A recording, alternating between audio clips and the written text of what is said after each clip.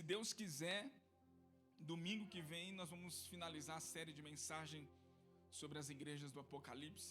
Hoje a gente fala da igreja de Filadélfia e domingo que vem a igreja de Laodiceia, que no meu coração é a última, trabalhou muito minha ansiedade, mas é a igreja que eu mais estou com vontade de pregar, mais estou com vontade de ministrar aqui, vai ser sobre a igreja de Laodiceia.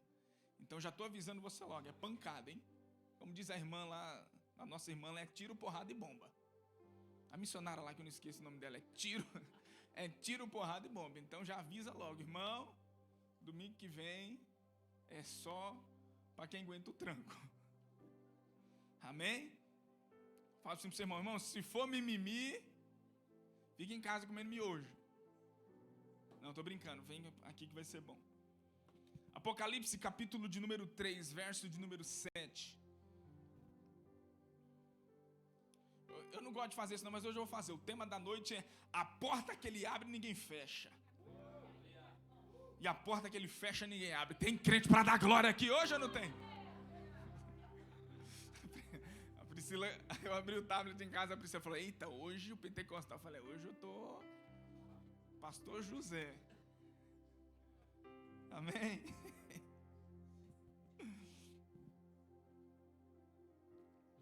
Diz assim, a partir do versículo de número 7. E ao anjo da igreja que está em Filadélfia escreve: isto diz o que é santo, o que é verdadeiro, o que tem a chave de Davi.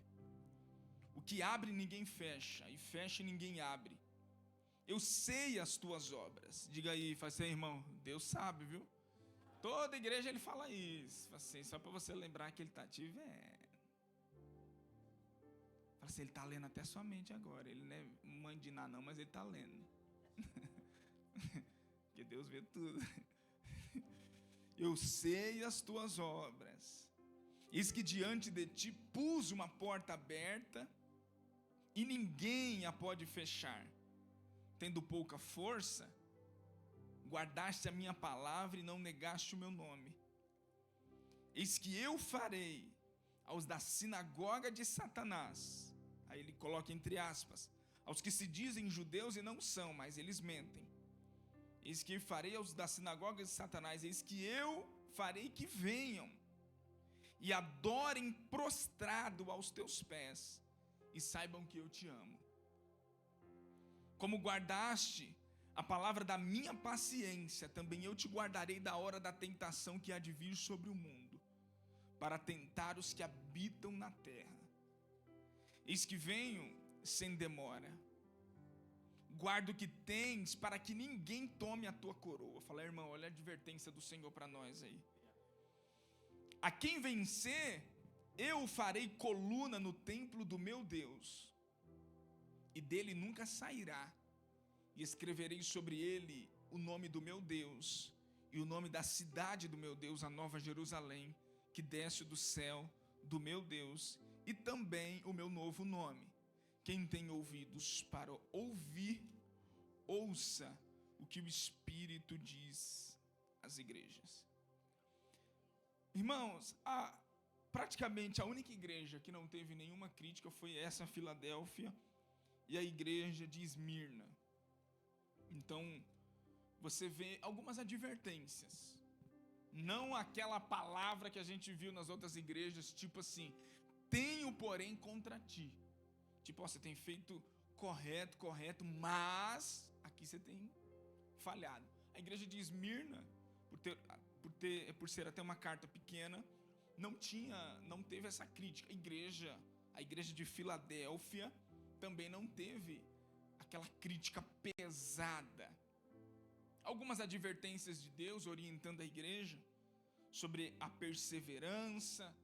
Eles estavam sendo perseguidos, você leu comigo aqui, creio que você me acompanhou, no versículo de número 9, que ele fala sobre, novamente, já tinha falado até para outra igreja, sobre a tal sinagoga de Satanás, fazendo uma alusão a judeus que estavam perseguindo essa igreja, dizendo que eles não eram amados, dizendo que eles não eram salvos, dizendo, que negócio de Jesus, vocês morreu, Deus não ama vocês não, Deus ama é a gente, o povo da Terra Santa. Então era basicamente esse tipo de afronta e de perseguição que a igreja de Filadélfia estava sofrendo. Uma promessa de Deus dizendo: oh, não se preocupe, eu vou honrar vocês na presença dos seus inimigos. Eu vou fazer com que os seus inimigos venham e reconheçam aqui que eu amo vocês, que eu amo todos vocês. E essa carta foi direcionada a essa igreja. A próxima igreja estava com as portas fechadas, não é? Eis que estou, a próxima igreja, a igreja de Laodiceia, Jesus estava na onde? Do lado de fora, toque, toque, toque. Se você abrir, se você permitir eu entrar, eu entro, vou ceiar com você, você vai ceiar comigo. Essa igreja não. Essa igreja, Jesus deixou para ela uma porta aberta. Consigo entender, e até pensando que nessa igreja Jesus tinha acesso. Jesus não era uma igreja de porta fechada, era uma igreja de porta aberta. Eu lembro quando a gente, atraídos há 8 anos atrás, nasceu, e a gente, algumas coisas eram um pouco, sei lá, acho que era novidade para alguns irmãos, colegas, amigos, né? E falava assim: atraídos é a igreja de porta aberta, né? Tem aquele ditado, uma alusão que eles falam a igrejas que eles acreditam ser liberais, que eles acreditam ser igrejas que tudo pode. Igreja de porta aberta. Aí fazia assim: vem então, a porta aberta. E realmente a igreja tem que ter, né, a porta da frente. Toda igreja de porta, a porta da frente tem que ser o máximo grandona possível. A porta do fundo tem que ser o menor possível. E por muito tempo essa igreja foi assim. É uma igreja de porta aberta na entrada, de porta muito grande na saída. Uma rotatividade de muitos membros a gente tinha. Se nós tivéssemos hoje, estávamos ontem numa reunião e até pensando um pouquinho sobre isso, com o pessoal aí que a gente vai resolver uns negócios sobre alguns aplicativos da igreja, tinha, sei lá, acho que não caberia nem aqui a quantidade de pessoas que já passaram por essa igreja, congregaram, tiveram aqui, uns se mudaram para outro país, para outro estado, para outra cidade, outros não se identificaram, porque igreja é igreja, né? Igreja você se firmar numa igreja. Às vezes as pessoas elas levam muitas coisas em consideração. Hoje mesmo os pais aqui, dificilmente você congrega numa igreja que não tenha suporte para o teu filho. Não é uma sala de refúgio que você joga a criança lá para você poder cultuar em paz. Não, nós não concordamos com isso. Mas um lugar onde eles também possam cultuar dentro da linguagem deles. Então, essa igreja tinha a porta aberta, irmão. E Cristo disse para ela: eu abri essa porta e fique garantido que a porta que eu abro, ninguém pode fechar. Mas também, a porta que eu fechar, ninguém pode abrir. Embora muitas vezes a gente tenha uma ideia de transformar pedras em pães, de arrombar até algumas portas que Deus não nos abriu. Meu irmão, pensa num perigo grande, é quando a gente tenta entrar por portas que Deus não abriu. Meu Deus, a gente sofre muito. A gente se cansa, a gente fica fadigado, porque portas que Deus não abriu, você vai querer arrombar ela. E outra, a porta, ela tem uma representação muito profunda, que a gente vai falar aqui hoje, sobre a imagem de Cristo. O ladrão entra por onde? O ladrão não entra pela porta. Por isso que o Papai Noel não é de Deus. Você já ensinou isso aí pro seu filho? Filho, Papai Noel não é de Deus porque ele não entra pela porta, ele entra pela chaminé. Então ele é tipo um ladrãozinho. E você acha que... Tem coragem de dizer assim? Se eu tivesse um filho, eu ia ensinar desse jeito. Ele é tipo um bandidinho, filho. Ele parece que te deixa uma coisa, mas ele te leva. Porque se ele fosse de Deus, ele entrava pela porta. Oi, seja bem-vindo. Não, mas ele entra pela chaminé. Tô fazendo você rir hoje porque vocês têm que ter paz no coração, irmão. Vocês estão muito tensos. Parece que vocês vão pregar hoje. Amém? Então, a porta, o que significa a porta? Oportunidades. Né? Não tem um ditado? Nós, os crentes, você está cheio de crente aqui, não usa aquele ditado: ó, Deus, estou orando para Deus abrir uma porta. Estou orando para Deus abrir uma porta. E às vezes a porta está aberta. Às vezes ela está fechada, amém? Mas às vezes a porta está aberta e a gente que não entende. E às vezes a porta que Deus quer que a gente entre está aberta e a gente está indo na onde? Na porta fechada. E a gente gosta de ser contrário a Deus. Às vezes Deus abriu a porta, mas a gente bate naquela que Ele não abriu. Aí a gente paga. Aí o que acontece? Um preço. Por que a gente paga preço? O preço é pago porque a gente às vezes está gastando tempo tentando abrir porta que Deus não nos deu. E quando você vai na porta que Deus abriu, você passa direto nela. Então, já começa hoje te dando uma palavra. Você vai se cansar. Quando você se cansar, você volta para o Senhor, ora um pouco mais e entende qual é a porta que Ele tem para você. Enquanto isso, você vai ficar batendo em todas as portas. Vai te cansar um pouquinho, mas depois você vai ajustar o teu foco e você vai entrar na porta que Deus tem para você. Amém? Faz assim para o seu irmão, receba, irmão. A porta, ela é a oportunidade. A chave, que é o que está falando aqui de chave também, ela é a autoridade. A chave está na mão de quem? Do pastor? É do pastor da igreja? A chave está na mão do líder? Não, a chave está na mão de quem? De Jesus.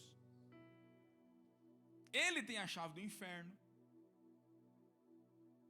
Ele tem a chave do inferno. A chave da morte. A chave da igreja. Ele deixou com Pedro só por uns dias, depois ele falou, aí Pedro, você não aguenta o tranco não. Deixou com Pedro. Pedro tinha uma chave do reino. A primeira pregação de Pedro, quase 3 mil almas se converteu. É uma chave que Deus deu para ele. Uma autoridade, um acesso que Deus deu. Mas Cristo pode dar.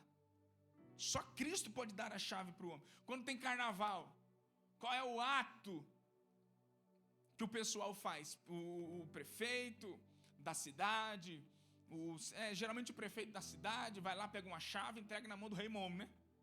Fazer uma representação de entregar o acesso e a autoridade daquela cidade para aquelas potestades. Porque chave é acesso. Se tem chave, tem porta. Se tem chave, tem autoridade. Se tem porta, tem oportunidades. Era isso que Cristo estava tentando mostrar para essa igreja. Essa igreja, ela sofreu muitos abalos. Primeiro que a cidade de Laodiceia sofria muitos terremotos. Foi reconstruída algumas vezes. Falei aqui de uma igreja, de uma cidade que sofreu terremotos e foi destruída. Essa cidade frequentemente sofria terremotos. Então, geralmente, a igreja era como a cidade. A igreja passava muitos abalos de perseguição. Você não tem igreja aqui que nunca foi perseguida, ou melhor, que não vou usar o termo que nunca foi perseguida, que eu acho que é incorreto. Mas tem igreja aqui que no contexto do Apocalipse, Jesus se direciona a ela e ela não tem nenhum tipo de perseguição externa. Ninguém se levantava, mas só que a perseguição era interna. Falsos mestres, falso ensino. Irmão, o falso ensino, ele é pior do que uma perseguição externa. Por que a igreja da China cresce? Por que a igreja da Coreia, acho que do Sul, né, do Norte, por que ela cresce espantosamente? Por causa da perseguição. O diabo já entendeu que a igreja, como diz o nosso irmão, a igreja é como um omelete. Quanto mais você bate nela, mais ela cresce. A igreja é assim. O diabo mudou a sua estratégia. O diabo infiltrou seus aliados, falsos profetas, falsos ensinos. Essa semana eu vi uma reportagem de um falso profeta que foi preso. Ele tinha uma empresa de telemarketing praticamente, com acho que mais de 20 operadores. Que as pessoas ligavam necessitadas, precisando de uma oração, precisando de alguma coisa. Os operadores colocavam a voz desse falso profeta. E na voz ali, já os áudios tudo programado, ele falava, faz um pix aí, um pix de tanto e Deus vai te dar a vitória. E eles movimentaram cerca de 3 milhões de reais só dessa forma, enganando pessoas. Deixa eu te fazer uma pergunta, essas pessoas que ligam fazendo pix, que são ludibriadas, você acha que elas estão sentadas de domingo na igreja, ouvindo uma palavra de ensino e de direção? Você acha que elas participam de um pequeno grupo onde elas são protegidas do falso profeta? Participa não. Aí as pessoas acham que a gente chama, aí a gente pede para as pessoas estarem em comunhão, as pessoas acham que é para a gente encher as cadeiras da igreja. Se eu quiser encher a cadeira da igreja, eu chamo quem aqui? Fala uma banda legal aí. Eu chamo o Thales Roberto. Não, o Thales Roberto é bom ainda. É só você chamar o famoso que você enche as cadeiras da igreja fácil. Se você acha que essas pessoas que pagam Pix para profeta, infelizmente pegando elas no momento de fragilidade, às vezes até senhoras, mulheres, estão desesperadas com seus filhos presos, desesperadas para o seu marido voltar para casa, o filho às vezes doente dentro de casa, é a única coisa que ela tem, ela tenta, né? Ela vai fazer o quê? Não estou criticando, ela tenta, ela paga um Pix aqui, pede oração ali, vai na igreja do fulano, leva uma rosa para casa, leva um azeite para casa, joga azeite, joga isso, joga aquilo, e faz aquilo outro, ela tenta fazer de tudo para ela conseguir aquilo que ela precisa. Numa hora dessa ela cai no colo de um falso profeta que rouba ela, que ludibria a mente dela. E a marca que fica, sabe qual é a marca que fica? Não gosta de igreja, não gosta de pastor. Pastor é tudo ladrão. Não gosto, porque a igreja acontece isso, acontece. Aí a pessoa vai construindo essa ideia. Geralmente as pessoas que estão próximas dela também são envenenadas com isso, que ela começa a soltar o seu veneno, que está chateado com a igreja, e quem está perto entende a mesma coisa. Irmão, presta, abre os teus olhos. O falso ensino, ele é pior do que a perseguição.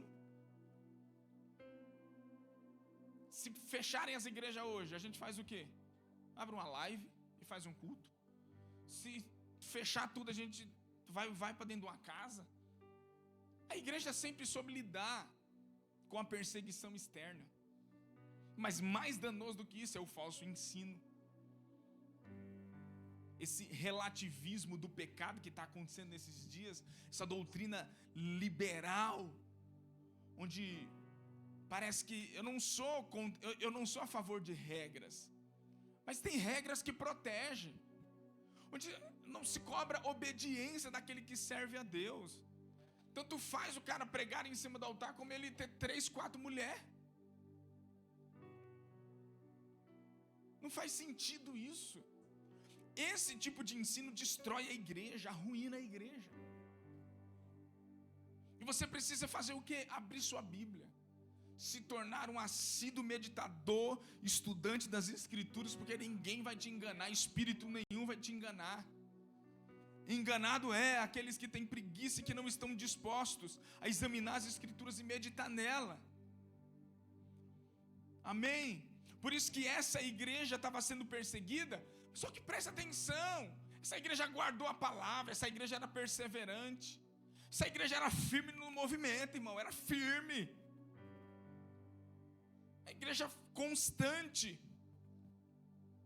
Primeiro que ela entendeu que Cristo tinha a autoridade, Ele tinha a chave para abrir e fechar. Por isso que quando Cristo se apresenta, no versículo 7, me acompanhe. Quando Cristo se apresenta para essa igreja, Ele diz assim: esta mensagem é daquele que é santo, que é verdadeiro e que tem a chave. Primeira evidência clara, a santidade de Cristo. Um dos livros mais magníficos que eu tive o privilégio de ler, O Conhecimento do Santo, de Tozer, A.W. Tozer, que fala sobre os atributos de Deus e, em essência, a sua santidade. Entenda, a santidade, Cristo, Jesus é santo. Jesus não se apresenta para a igreja de Filadélfia somente como um Deus. Ele é Deus, mas Ele deixou claro para a igreja de Filadélfia que Ele é separado, que Ele também possui uma santidade absoluta, que Ele é santo em toda a sua essência. Cristo é santo em seu caráter, em suas obras e em seus propósitos.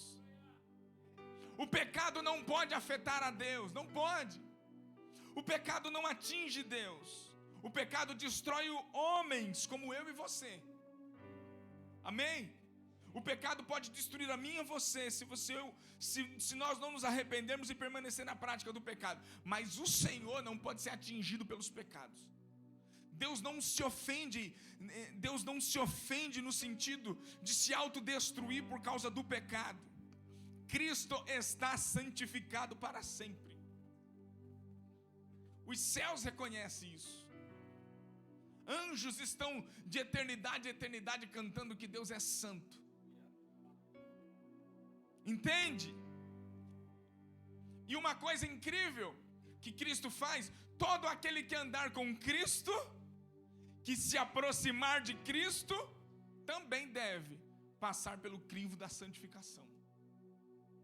Por isso que ele se apresenta para essa igreja dizendo: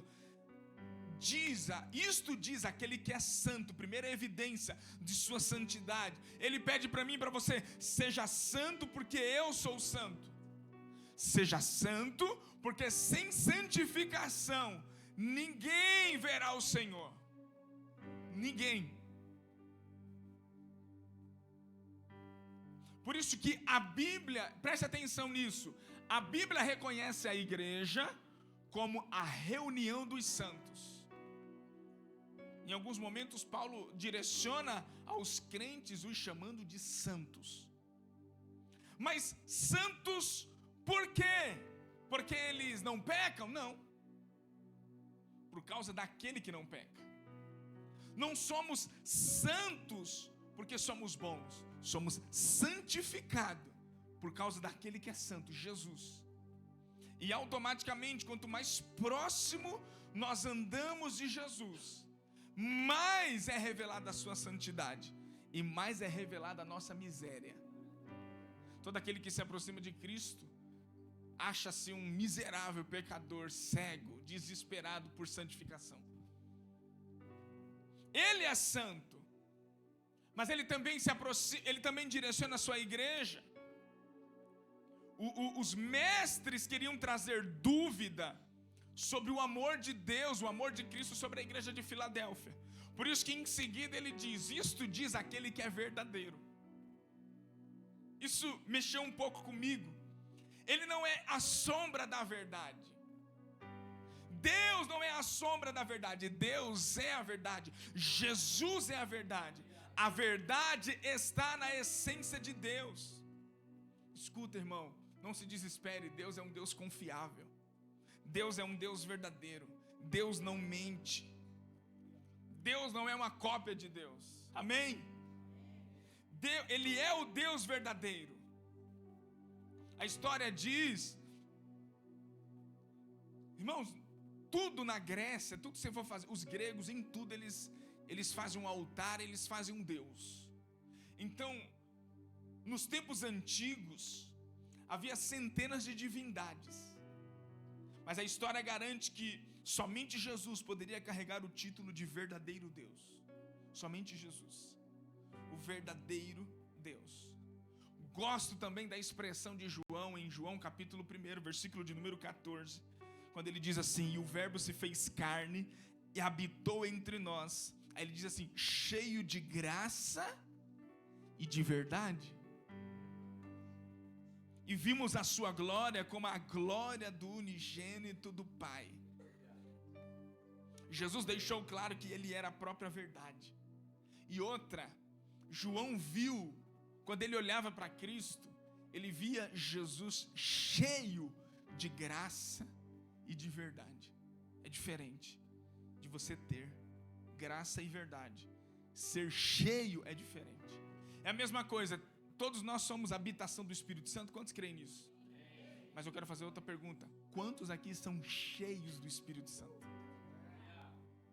Porque a Bíblia fala para você: enchei-vos do Espírito. Ser cheio é diferente de ser habitado, viu?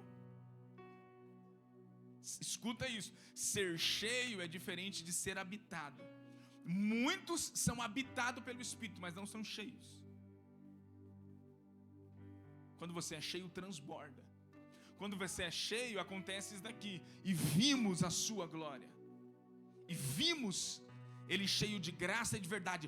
Você vê alguém que é cheio da graça, não vê ou não vê? Ah, meu irmão, quando você vê um crente que é cheio da unção de Deus, quando você vê um crente que é cheio da glória de Deus, você assim, esse daí tem unção. É ou não é? Rapaz, tem um crente aqui. Irmão, perceba, quando você estiver nos lugares difíceis, você está na fila, se você estiver em um lugar Que nem às vezes a gente vai no shopping, em algum lugar, em qualquer lugar. Aí está faltando uma vaga, não está? Você fala, meu Deus, não tem vaga aqui. Você faz aquela oração. Senhor, cadê a vaga do dizimista? Faz esse teste para você ver. Senhor, cadê a vaga do dizimista, Senhor? Daqui a pouco sai um carro, você entra e estaciona. Quando você estiver no lugar, você olha e você fala assim, meu Deus do céu, vai ser difícil, meu Senhor, está tão difícil isso. Prepara alguém lá, Deus vai pôr a pessoa certa. Deus vai colocar a pessoa certa no lugar certo para te atender, te dar a informação, para resolver o negócio do jeito que você precisa. Só basta você crer que o Espírito Santo está ali, ó. Ô, irmão, eu vou te falar. A gente conversa essas coisas que quando a gente é loucura, tá? Até quando eu perco alguma coisa, sabe o que eu faço? Espírito Santo, cadê? O Senhor sabe onde está, eu não sei, me ajuda. Pastor, isso dá certo todas as vezes? Não, mas já deu certo. Se deu uma vez certo, eu já saio gritando, dizendo, Ele me ouve, dá certo. O Espírito Santo está ali, ó, e a gente está ignorando Ele. Por isso que ser habitado pelo Espírito, irmão, grave isso, é diferente de ser cheio. Um crente cheio do Espírito Santo, nem o diabo suporta ele. Até o diabo fica endemoniado perto de um crente cheio do Espírito Santo. Ou ele sai, ou então ele se manifesta, ou ele sai. Ele não suporta um crente cheio do Espírito Santo. Jesus, João afirma, o verbo se fez carne, ele habitou entre nós. Vimos a sua glória. Ele era cheio de graça e de verdade, vimos a sua glória. Nós vimos que ele é verdadeiro. João afirma que Cristo transbordava a verdade. Irmãos, em Jesus não há mentira. No diabo sim, ele é o pai da mentira. Em Cristo não há sombra de dúvida. Tiago afirma isso em sua carta no capítulo 1, versículo 17. Nele, em Cristo não há variação. Em Cristo não há nem sombra de dúvida. Ele é cheio de verdade. Mas ele não só se manifesta como santo e verdadeiro para a igreja. Aí agora ele dá um checkmate para a igreja dizendo assim: ele é também aquele que tem a chave de Davi, o Todo-Poderoso. Em Cristo se concentra todo o poder. Não sabe o que fazer? Fala com o homem que tem a chave. Fala com ele. Está desesperado, toda porta que eu bato não dá certo. Já experimentou falar com o dono da chave? Aquele que tem a chave, está aqui no pescoço dele. Ninguém tira, ninguém toma. Em Cristo se concentra todo o poder e toda a divindade. Cristo tem a chave da salvação, a chave da morte, a chave do inferno. Se vivemos isso hoje como igreja, é porque Ele, destravou a porta da salvação. Tudo que vivemos hoje como igreja foi porque Cristo nos abriu essa porta. Ninguém podia abrir. Eles sacrificavam animais, sacrificavam isso. Não era possível abrir a porta da salvação por completo. A porta da salvação, o único que tem a chave se chama Jesus Cristo. Ele abriu a porta da salvação. Ele disse para Pedro: Pedro, eu te dou a chave do reino. Eu te dou a chave do reino. Não se preocupe que as portas do inferno não prevalecerão contra a igreja. Para a igreja avançar, ela só precisa ter a chave de Cristo. Porque ainda que o inferno tente resistir, irmãos, nós estamos diariamente numa luta contra as trevas. Uma resistência maligna diariamente. As portas do inferno, tem hora que você tem que meter o pé mesmo. Você tem autoridade para isso. Amém? Ele deixou claro para essa igreja, depois de dizer que ele tem a chave, ele disse: e além de ter a chave, fique ciente de que a porta que eu abro, ninguém pode fechar. Dá um pouquinho de retorno para mim, que minha voz está... E ele deixa claro que a porta que ele abre, ninguém fecha. E a porta que ele fecha, ninguém tem condição de abrir. Abre aspas aqui. Jesus também deixou claro que ele não só tem a chave, amém? Jesus disse em João capítulo 10, versículos 7 e 9, ele disse assim: eu sou a porta. Eu sou a porta. Por isso ele explicou: eu lhes digo a verdade, eu sou a porta das ovelhas. Sim, eu sou a porta, quem entrar por mim será salvo. Entrará e sairá e encontrará pasto. A grande porta que nos foi aberta se chama porta da salvação. Agora o problema é que muitos querem portas abertas, mas não querem entrar pela porta da salvação. Querem os benefícios de Cristo, querem as bênçãos de Cristo, querem os privilégios de Cristo, mas não querem passar pela porta da salvação que é Cristo. O evangelho não pode ser vivido só de proveito, só de coisas que você pega aquilo que é bom e o que é ruim você deixa de lado. O evangelho, ele é uma passagem, é uma porta aberta entrando para aquilo que Deus tem. Vou falar que é passagem não, senão você vai entender errado. A porta da salvação que ninguém poderia abrir, a não ser Cristo. Ele mesmo disse: eu sou a porta das ovelhas. As ovelhas entram por essa porta. A única forma de sermos salvos é entrando pela porta que Ele nos abriu. E Jesus deixou claro: eu sou a porta das ovelhas. Agora vem comigo, olha que incrível isso.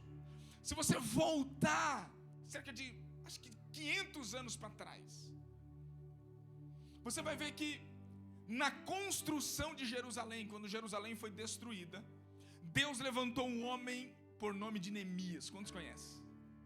Sim ou não? Deus levantou Neemias. A obra de Neemias era trabalhar na reconstrução dos muros e das portas de Jerusalém. Deus levantou Esdras para trazer novamente um reavivamento das escrituras em Jerusalém. Deus levantou Ageu, Zorobabel, o profeta Ageu, para profetizar a Zorobabel a reconstrução do templo de Jerusalém. E Deus chamou Neemias para reconstruir os muros de Jerusalém. Deus chamou homens específicos para tempos específicos, certo? E a Bíblia fala, se você for para o livro de Neemias, você vai ver que ele construiu os muros de Jerusalém. Mas só que nesses muros tinham portas que precisavam ser restabelecidas. Se você for para Neemias capítulo 3, versículo de número 1, adivinha? Posso? Tem que fazer, pastor, adivinha? Ah, sou crente, eu não adivinho não. Tá bom, pensa comigo, qual foi a primeira porta que Neemias restaurou na construção de Jerusalém? Quer saber? Está no texto. Então, lê comigo. 1, 2, 3. Então, Eliasibe e os outros sacerdotes começaram a reconstruir o quê? A primeira porta que foi reconstruída quando Jerusalém foi derrubada, destruída, totalmente destruída. Quando começou o seu processo de reconstrução, a primeira porta que foi levantada foi a porta das ovelhas. Pastor, isso é uma coincidência? Não, é mais ainda. Isto é uma jesuicidência. A primeira porta que foi construída, que foi restabelecida, é a porta das ovelhas. Que porta que era essa? Quando o sacerdote ia oferecer o sacrifício, naqueles dias, no templo, a única porta que as ovelhas poderiam passar era pela porta das ovelhas. Dali elas já estavam sendo direcionadas para o sacrifício. E a história diz que nessa porta você só entra se você se curvar. Você não entra de pé, só entra curvado. Salvação é a primeira porta que você tem que encontrar. Eu quero hoje advertir a igreja. Eu quero hoje exortar a igreja. Eu quero hoje trazer uma palavra de alerta para mim e para você. Se a porta da salvação, ela não é a porta mais importante para você, você fica batendo em porta de prosperidade, de dinheiro, que não tem pecado nenhum em você ter, em você prosperar, batendo na porta do sucesso, batendo na porta. O que adianta a porta do sucesso está aberta para você? A porta do dinheiro, a porta da fama, a porta da ganância, de tudo, mas a porta da salvação, ela está fechada. Hoje eu vim aqui para alertar nós, igreja do Senhor, os crentes voltem a ter alegria da salvação, voltem a chorar pela salvação. Quando você ouvir que Jesus está vindo, não fica aquele pensamento: nossa, mas faz tanto tempo. Irmão, tem muita gente que já foi para o inferno. Não vou dizer que foi para o inferno, porque eu não sou dono da salvação, mas muita gente foi surpreendida porque perderam a alegria da salvação. Vamos lá. Um crente que não sorri na presença de Deus, um crente que não está alegre na presença de Deus, um crente que não demonstra satisfação pela presença de Deus, um crente que não celebra a sua salvação em Cristo Jesus, esse crente deve pensar muito bem sobre o que é salvação. Porque um crente salvo, redimido, resgatado pelo sangue de Jesus, ele celebra a salvação. O salmista Davi, quando pecou, ele disse o quê? Senhor, não me deixa perder o reino, não. Senhor, não me deixa perder a fama, não. Senhor, não me deixa perder o trono, não. Ele disse assim: Senhor, não me deixe, não retire de mim o teu espírito, e torna a dar-me a alegria da salvação.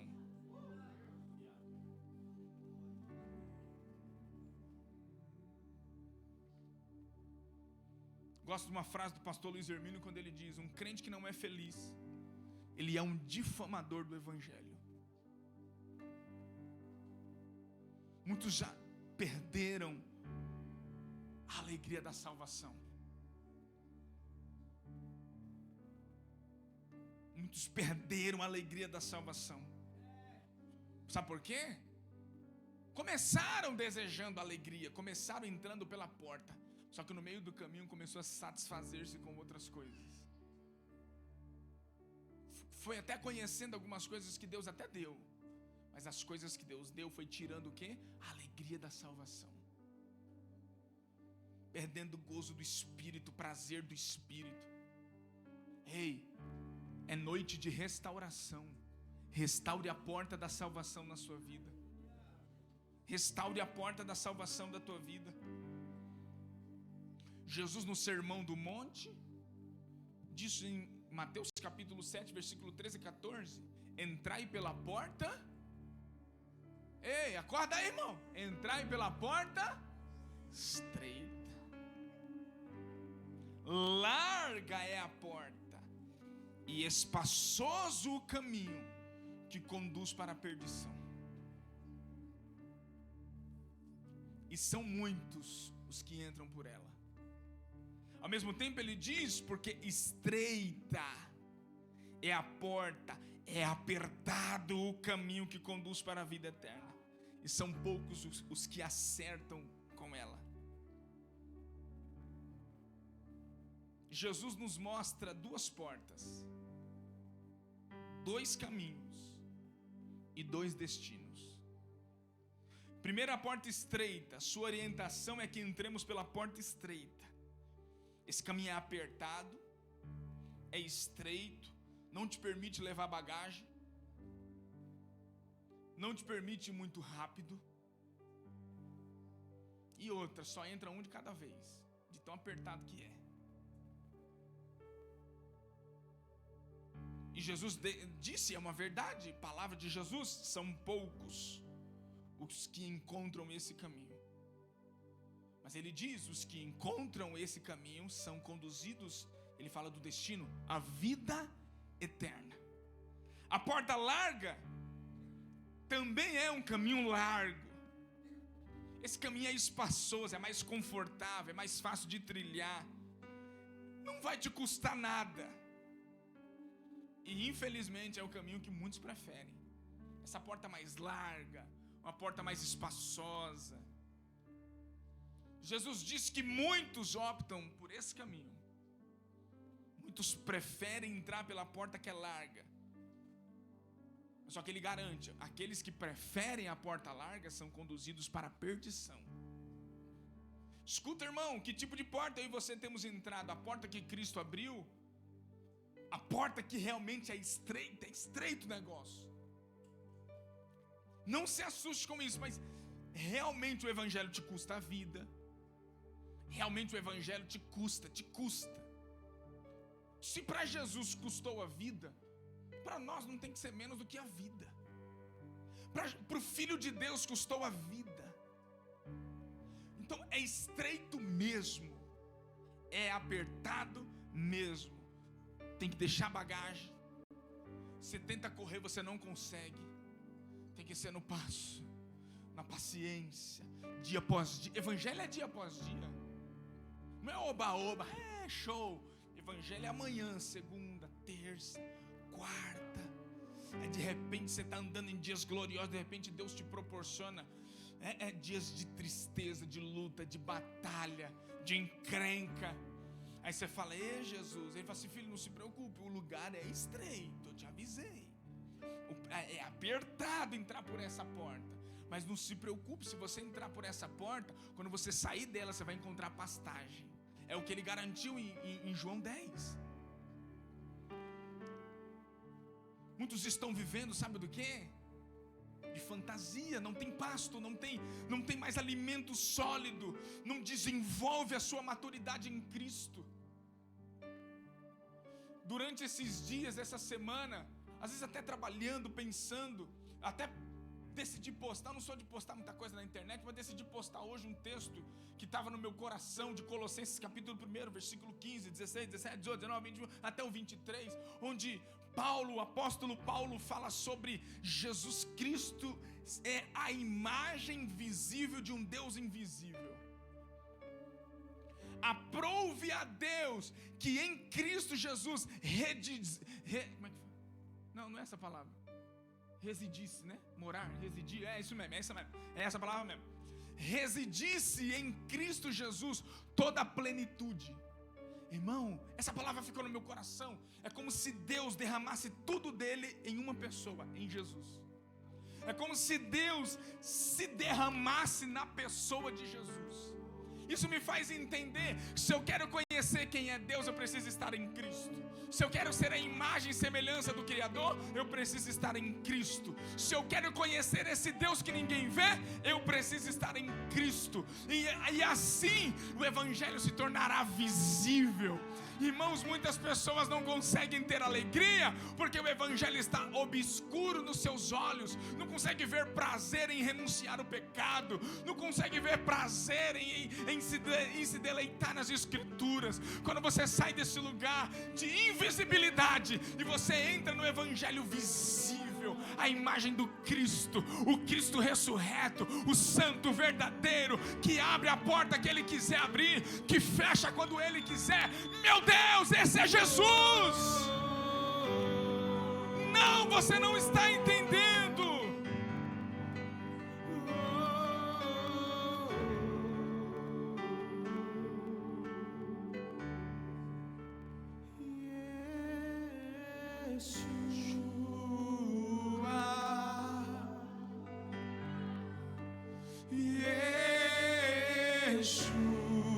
Eu te amo, Jesus.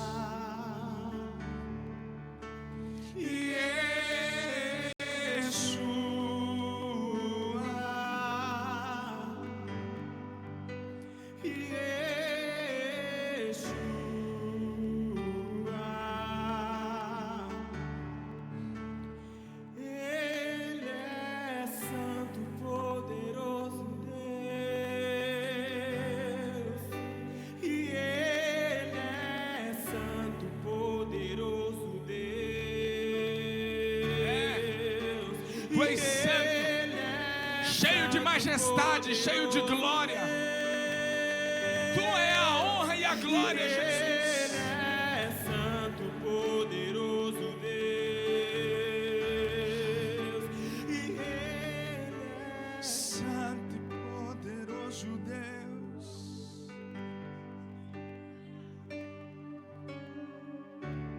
A igreja de Filadélfia escolheu entrar pela porta da obediência. Sei de tudo que você faz, abri para você uma porta que ninguém pode fechar. Mas você, igreja, tem muita pouca força, eu sei disso. Mas ainda assim, obedeceu a minha palavra e não negou meu nome. Você não sente para obedecer. Você não sente para perdoar. Você não sente para amar. Todas as pessoas que querem sentir vontade de perdoar continuam presas. Todas as pessoas que querem sentir desejo de obedecer continuam presas. Todas as pessoas que querem sentir desejo de amar continuam inconstantes em Deus. Porque se você entender o que as Escrituras dizem, ela não pede para você sentir, ela pede para você obedecer, acreditar, se posicionar. Se posicionar. Você começa obedecendo e você termina amando a obedecer. Entende? Tem coisa que eu fazia por obediência. Hoje eu não faço mais por obediência. Hoje eu faço por amor. Mas ainda tem coisas que eu faço por obediência que me custa muito, que é difícil. Eu até oro pedindo, Senhor, eu queria tanto que isso fizesse tão parte de mim, que eu fizesse espontaneamente, mas eu não consigo. Aí me vê aquela voz no Espírito: quando você não conseguir espontaneamente, só me obedeça. Porque na obediência você conquista o amor. Olha isso, que forte. Na obediência você entra no lugar de amor. Então você começa submetendo a sua carne, seus desejos, tudo, você começa jogando pesado consigo mesmo. Daqui a pouco aquilo que você tinha que forçar a barra para fazer, daqui a pouco aquilo faz parte de você. Daqui a pouco você não consegue viver sem aquilo. Essa igreja, irmão, a história diz que ela era pobre, viu? Era cheia de escravos nessa igreja. Não era uma igreja de fama como as outras igrejas. Lembra da igreja? Não lembro qual, acho que a última igreja, penúltima que a gente falou, tinha fama, era conhecida, mas tinha duras críticas contra ela. A próxima igreja, meu Deus, é morna.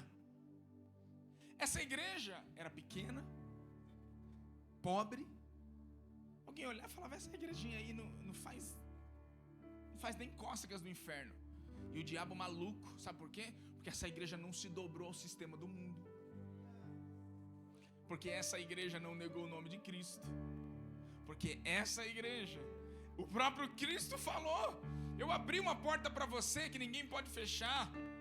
Você tem pouca força, mas mesmo assim você me obedeceu e não me negou. Então, só de raiva, eu vou abrir os caminhos para que você seja livre. Pode deixar que a chave está comigo, eu vou abrir a chave para você, igreja. Irmão, você não tem noção o que a porta da obediência pode causar na minha vida e na sua vida. O inimigo lutava contra essa igreja, sabe para quê?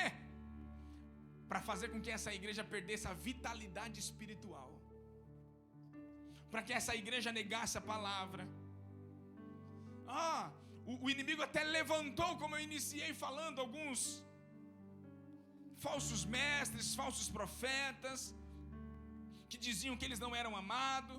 Um certo grupo perseguia a igreja de Filadélfia, tentando colocar na cabeça dos crentes que eles não eram amados e vistos pelo Senhor. Mas Cristo falou: não se preocupe, eu vou trazer eles aqui. Eles vão se prostrar aqui diante de mim e diante de você, e vão reconhecer que eu amo vocês. A porta da obediência é estreita mesmo, irmão. Manter-se firme nesses dias, os nossos piores inimigos têm sido a tal falta de tempo. Os nossos piores inimigos têm sido a nossa própria consciência às vezes. Os nossos piores inimigos não estão vindo de fora. Eles não estão vindo de fora. Eles são sorrateiros, esmorecendo, perdendo a vitalidade espiritual, perdendo o prazer. O diabo não vai te impedir de ir à igreja. Não tem como, tem muita igreja para você ir. Mas o diabo vai fazer com que você não tenha mais desejo de orar, de buscar a palavra de Deus, de se relacionar com o Espírito Santo, de comungar na fé com os irmãos. Irmão, lembre-se, gosto de uma expressão que eu vi, não sei se foi num livro ou alguém falando e achei legal. A porta estreita não passou por reforma, não. Ela ainda continua estreita. Fala para você, meu irmão, o negócio ainda é estreito, não é fácil não.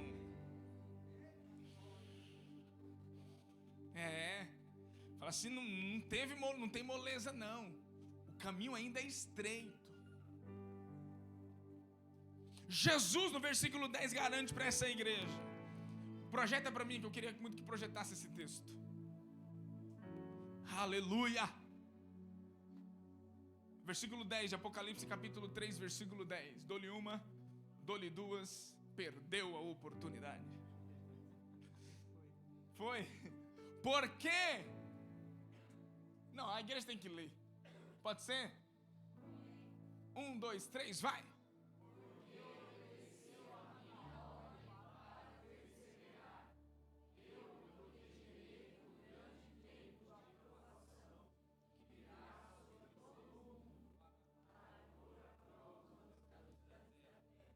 Foi parando, né? Você viu que eles começaram.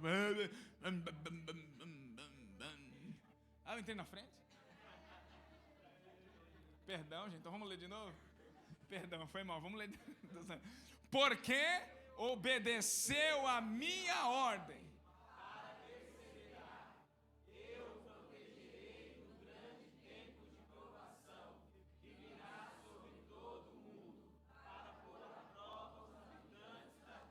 Eu não quero entrar em questões teológicas sobre pós e pré-tribulacionismo. Se você é pré, o problema é seu. Se você é pós, o problema é seu.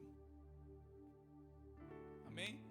Uma coisa é fato. Quem não vai passar a tribulação vai estar no céu, vai estar guardado. Vai ou não vai? E quem vai passar, vai estar guardado do mesmo jeito. Por que a gente briga por isso? Mas deixa isso daí para depois. Não, para depois não. Daí você... Escuta. Porque você obedeceu a minha ordem de perseverança, eu te protegerei. A obediência te protege, irmão. A obediência te protege de muitas ruas sem saída, que você entra e não sabe o que fazer. A obediência te protege de muitas portas que ele não gostaria que a gente entrasse, mas por teimosia a gente entra. A obediência nos protege em um lugar seguro da presença de Deus, um lugar de proteção. Escuta, a igreja é importante para Cristo. Ela estando ou não na tribulação, ele garante, pode ser que eu vou te guardar. Eu vou guardar você. Mas escuta uma coisa. A promessa de Deus, mesmo nos dias mais difíceis da igreja nessa terra, ele garante, eu te protegerei. Eu te protegerei. Aí alguém diz assim, não pastor, mas a igreja está vivendo os piores dias. Irmão, você já viu algum crente sendo perseguido aqui no Brasil?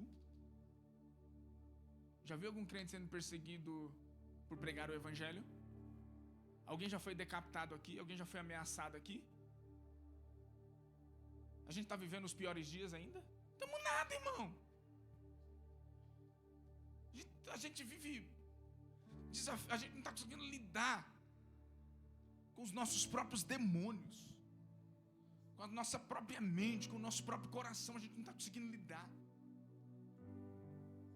Diferença daqueles crentes que eram lançados na arena, que passavam lutas e batalhas aqui e ali. Meu Deus, os crentes fortes, resistentes às suas batalhas. Eu não estou dizendo que você tem que ser um robô não, mas deixa eu te falar uma coisa. A ordem de Cristo para essa igreja é só persevere. Não, mas essa porta é estreita demais, Senhor, mas é isso mesmo. Quem disse que andar com Jesus era só flores? Ele vai caminhando com essa igreja a ponto de garantir para essa igreja, eu venho muito em breve. Apegue-se ao que você tem, para que ninguém tome a sua coroa. Aí, irmão,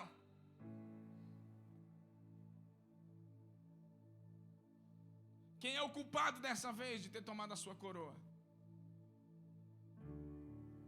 Sendo que Jesus falou, apegue-se ao que você tem. Apegue-se ao que você tem, para que ninguém tome sua coroa. Ninguém vai tomar minha coroa de mim, não. Olha para o seu irmão, cadê a esposa aqui? Fala aí, pastor Roberto, para sua coroa. Não, nessa coroa aí não. Mas olha para o seu irmão e fala assim: irmão, o que Jesus está dizendo é para que você não permita que tomem a sua coroa. Ah não, pastor, mas você não sabe a luta que eu passo. Você não sabe a luta que eu passo. Você não sabe a luta do irmão que está do seu lado. Talvez a luta dele é maior do que a sua. Mas a ordem foi: não deixe ninguém tomar a sua coroa. Aí ele fala: o vitorioso se tornará coluna no templo do meu Deus. Aí ele começa a trazer promessa: de onde jamais sairá, escreverei nele o nome do meu Deus. Aqui, ó, tatuado em mim, propriedade exclusiva de Jesus Cristo. Ele disse: eu escreverei nele o nome do meu Deus. Ele será cidadão da cidade de Deus.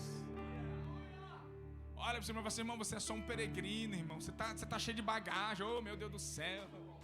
Assim, oh, Jesus Cristo, você está pesado, cheio de bagagem. Sendo que você é só um peregrino aqui na terra. Pega só a mochilinha do Chaves. Só um pouquinho, porque quanto mais leve você... quanto mais leve você andar nessa terra, mais fácil o seu caminho fica para a eternidade. Está pesado. Carrega 1 milhão de pessoas nas costas, não perdoa ninguém. Fica com raiva, nervoso, irado. Fica com raiva do pastor da igreja, do cachorro. E pesa, irmão. Ou coisa que pesa é gente. Gente pesa. Gente pesa. Isso mesmo. Quanto mais leve você... Sabe qual é o problema da nossa geração? E eu me incluo nisso. Nós estamos muito pesados. Não é só no bacon, não. É na mente, nas coisas de Deus. Tudo que a gente vai fazer, a gente põe peso. Como é difícil ser crente. Ai, como é difícil servir. Como é difícil participar da igreja. Como é difícil.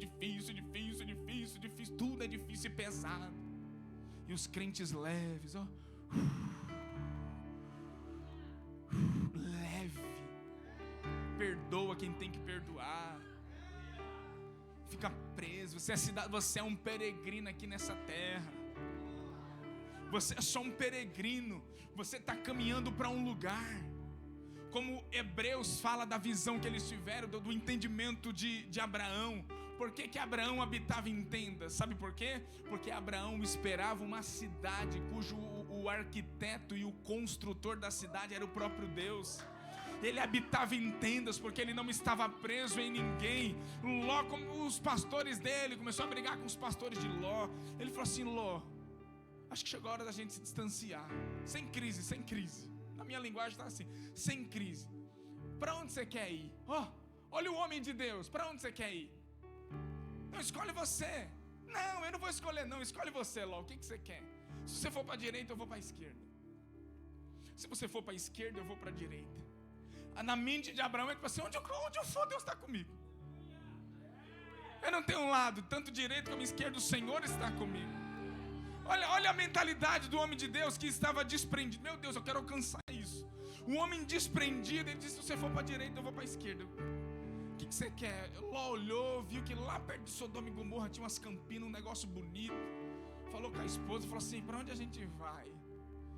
Vamos para Orlando? Para onde a gente vai fazer missão? Vamos para onde? Para Miami, né, amor? Para onde a gente vai? O Breno, toda vez que o Breno fala comigo, ele faz um convite para Portugal. Eu falei: Breno, um dia eu apareço. Um dia eu apareço nas terras europeias. Mas a Ló olhou para a mulher e falou assim: o que você acha? A mulher: lá tem bolsa boa. Lá tem tudo de bom. Vamos para... Não, Abraão, eu vou lá para as Campinas. Mal Ló sabia que o lugar que ele estava indo, anos depois, seria destruído.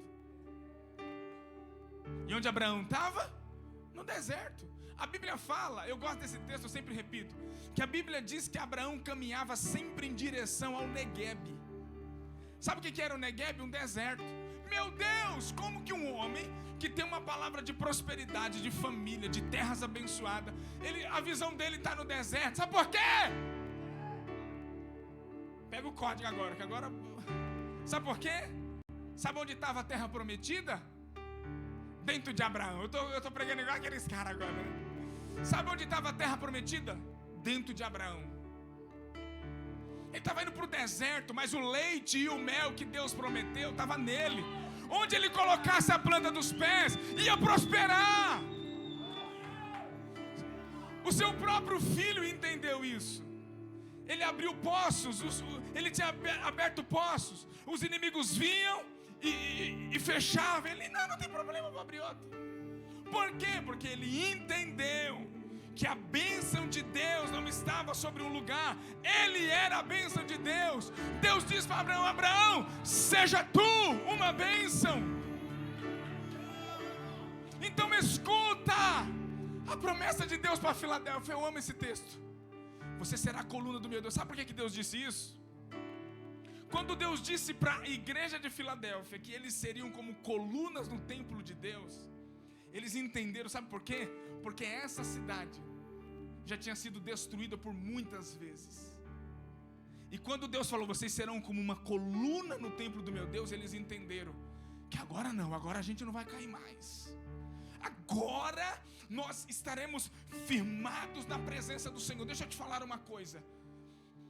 Eu quero dizer para você nessa noite, que está vivendo dias de altos e baixos, para você que muitas vezes entra em lugares de inconstância da presença de Deus, o Senhor hoje está te chamando, sabe para quê? Para se tornar uma coluna, um lugar de edificação, para se tornar um lugar onde muitos vão crescer, e você não tem problema de ficar aqui. Pode ir, eu só quero ser uma coluna na sua vida, eu só quero te sustentar, que você cresça, que você pode crescer, você pode expandir, você pode prosperar, mas não se preocupe, eu estarei aqui para ser uma coluna de edificação para você. Deus está levantando homens, que eles serão homens e mulheres, que eles serão colunas de Deus. Muitas casas, muitas famílias, muitos jovens, eles não se desviarão, porque ali terá um homem, uma mulher de Deus, que é a coluna no santuário de Deus.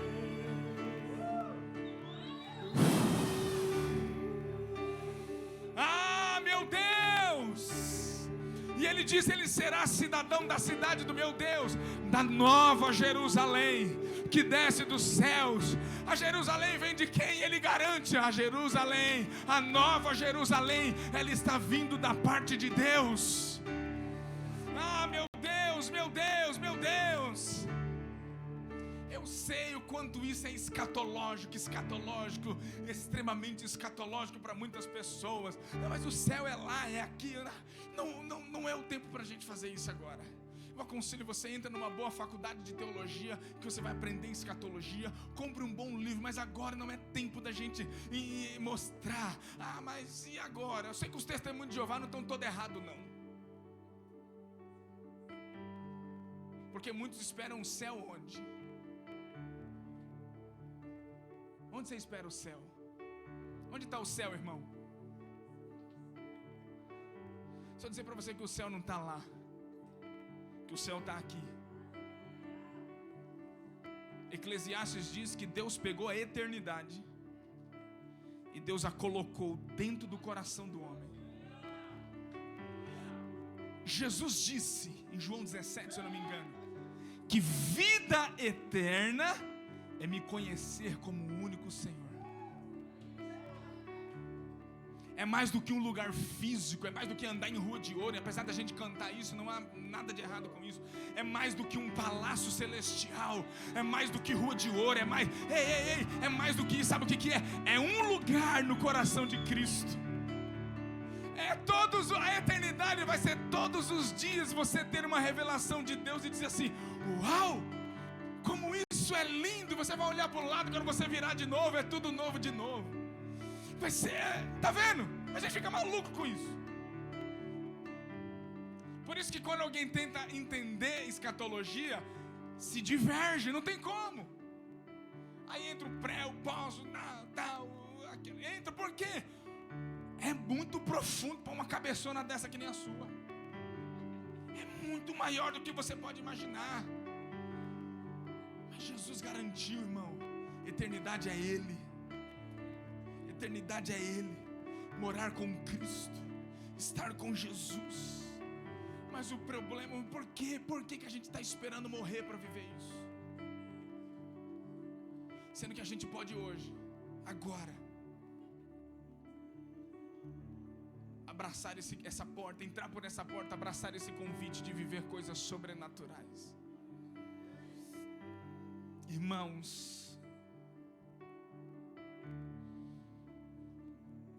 eu me direciono agora àqueles que têm realmente o céu como sua morada celestial, aqueles que renovam todos os dias a sua esperança na salvação de Cristo Jesus. Feche os seus olhos e receba isso. Eu me direciono agora àqueles que não estão juntando tesouros aqui na terra, onde os ladrões roubam, mas estão desejosos pela mansão celeste. Eu me direciono agora àqueles que fecham seus olhos terrenos e abrem os olhos da eternidade. Eu me direciono agora por aqueles que esperam pacientemente pela nova Jerusalém que desce vinda do próprio Deus. Quando ele disse, eis que venho em breve, eis que em breve eu venho, ele estava dizendo para os seus, aqueles que acreditam ano após ano, dia após dia, que Cristo está às portas a qualquer momento, vivem como se fosse agora, esperam como se visse Cristo com a mão na maçaneta da porta, estão apegados ao que o apóstolo Pedro disse em 2 de Pedro capítulo 3 versículo 2, quando ele diz, esperando e apressando a vinda do dia do Senhor. Quando ele diz, guarda o que tem para ninguém tome a sua coroa, ele estava se direcionando àqueles que não permitem ser roubados pelas lutas diárias, pelo tempo de espera. Mas, irmão, tem que passar ano, entrar ano, sai ano, entrar ano, e você está no mesmo lugar, na fenda da rocha, no mesmo lugar, acreditando como no princípio, chorando na presença do Pai como no princípio. E a esse ele se direciona dizendo, não permita que o cansaço, que as desilusões tome a sua coroa. Eu me direciono àqueles que guardam até o fim a sua palavra de confissão. Ele diz, o vencedor será coluna no templo de Deus, de onde jamais sairá. A cidade de Filadélfia sofria grandes terremotos, a cidade era abalada com frequência, por isso ele garantiu para aqueles que vencer, que eles seriam coluna no santuário do Altíssimo. Ainda que o mundo se abale, ainda que os mares se espumejam, há um rio cujas cidades alegram, há um rio cujas águas alegram a cidade de Deus. Esse rio passa e por onde ele passa gera vida. Ele diz, escreverei nele o nome do meu Deus, e ele garante, aqueles que serão marcados por Deus, esses carregarão o nome do Senhor, terão a marca de propriedade exclusivas de Deus. Me direciono àqueles que entendem que estão cidadão da Nova Jerusalém, essa que descerá da parte de Deus.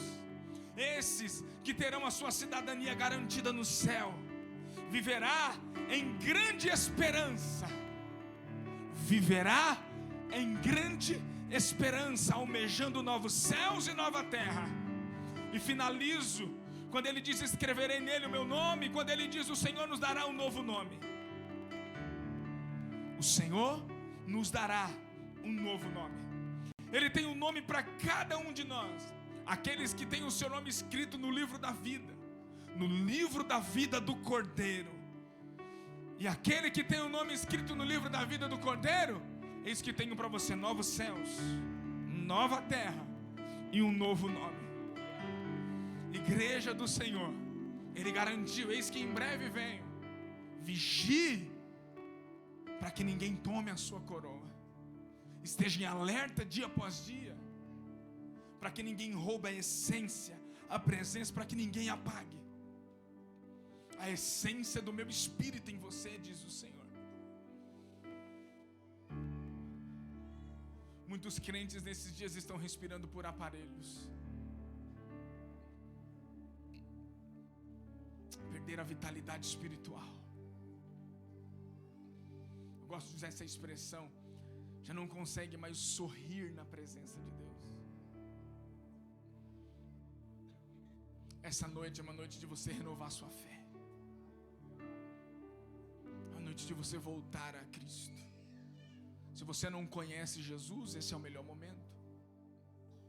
Se você já conhece Jesus, mas você tem andado distante dele, esse é o melhor momento para você se derramar aos pés dele. Se você é crente e entende que você, na verdade,